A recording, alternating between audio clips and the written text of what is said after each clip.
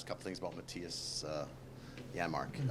You mentioned that he didn't have a great camp. Was that just what's the difference between him then and him now that you noticed in the way he's I see him skating better. And it's not that he had a bad camp. It's just that where we were at as a group at that time,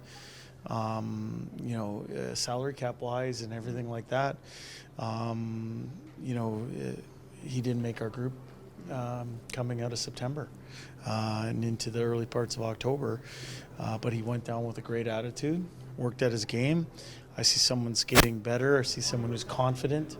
And, he's earned every second of ice time that he's got. I'm happy for him.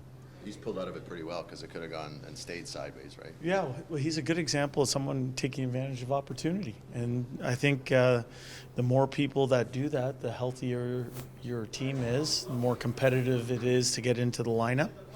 And, it didn't just happen for him. He made it happen. And, as I said, he's... even when he first came up, he didn't play a lot, and then all of a sudden he sensed opportunity, smelled opportunity, and he took advantage of that opportunity. And that line has a little bit of chemistry going, and happy for him. Jay, speaking of that line, Kyler Yamamoto, do you feel like he's coming off two of his best games of the year so far? No, I think he's coming off 3 of his best games. Has he played 2 since his injury, or 3? 3. So I'm going to change that. I think he's played 4 of his best games. I thought one of his, the game in Tampa was one of his best.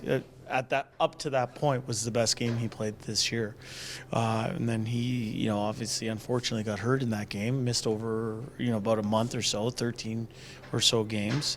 We missed him, and he certainly came back in and came in where he left off. So that's a credit to him getting healthy and putting the work in. And I think when we have him in the lineup, it slots people in the proper positions, and it makes us a deeper team. So back-to-backs on the road, typically that's when you play both goalies. Is Campbell kind of ready to get in there and give him another shot? Well, what I know is Jack Campbell's put in a ton of work, and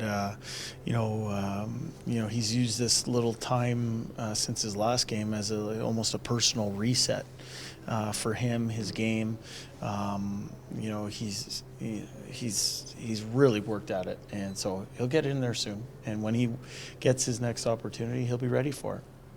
When you have Yamamoto's maybe a good example, but he's not the only guy.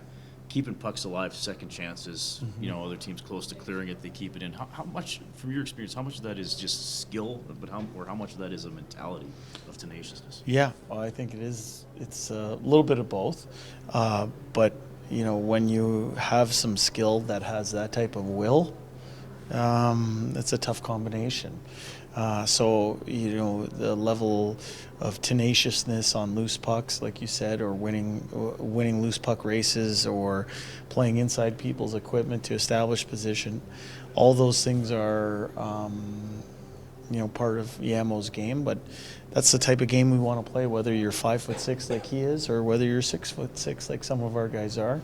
We want to play a hard game. We want to be a hard team to play against, and I like what you said. It's as much will as it is skill. Good. Thanks. Appreciate it.